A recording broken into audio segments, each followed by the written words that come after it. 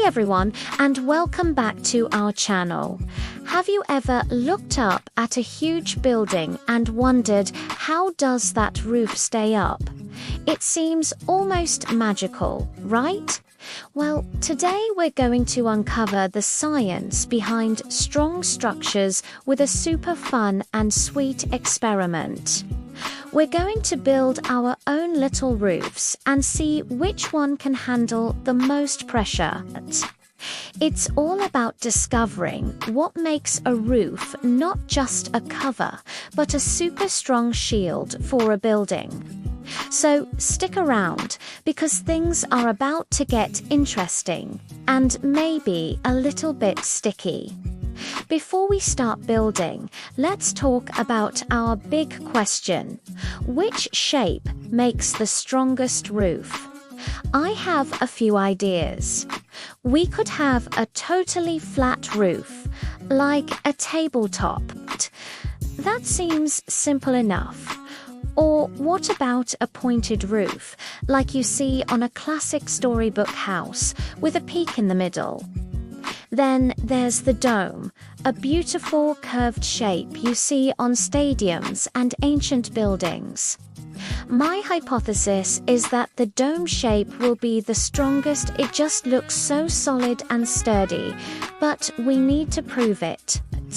So we're going to put these three shapes, flat, pointed, and dome, to the ultimate test. Alright, it's time to get our hands dirty, or rather sugary. For our experiment, we're using some simple supplies, a big bag of colourful gumdrops and a box of toothpicks. These are going to be our building materials. Lily is going to be our master architect today. First up, she's building the flat roof. She's connecting the gumdrops with toothpicks to create a flat square grid. It looks a bit like a checkerboard. Next, she's building the pointed roof. This one starts with a square base, but the toothpicks all angle upwards to meet at a single gumdrop at the top, forming a pyramid. And finally, the dome. This one is the trickiest. Lily is carefully creating a curved structure, making a series of arches that connect to form a rounded top. All three of our mini roofs are ready for the challenge. Now, for the moment of truth, we're going to see how many books each of our roofs can support before they collapse.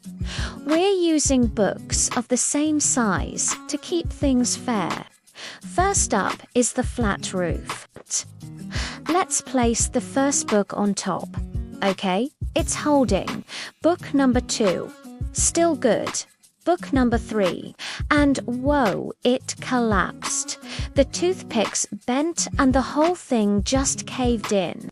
Okay, flat roof, 3 books. Next, the pointed roof. Book 1, 2, 3, 4. It's doing better. Book 5. And there it goes. The sides buckled outwards. Better than the flat roof, but it still broke. Now for our final contender, the dome. I'm excited for this one. Book 1, 2, 3, 4, 5. It's not even breaking a sweat. 6, 7, 8. I'm actually running out of books. Look at that. It's holding all of them. The dome is the clear winner. So why was the dome so incredibly strong? The secret is in its shape. When you put weight on a flat roof, all the force pushes straight down, causing it to bend and break right in the middle. With the dome, however, the curved shape does something amazing. It takes the force from the top and distributes it evenly down the sides and into the foundation. This is called force distribution. it. Each part of the dome helps to support the weight, so no single point is under too much stress. This principle is why arches and domes have been used by builders for thousands of years to create massive, long-lasting structures like bridges and cathedrals. It's a brilliant design, inspired by nature itself. So there you have it. The dome shape is officially the champion of roofs. We proved with our little gumdrop experiment that the way you distribute weight is the key to strength. It's not just about what you build with, but how you shape it.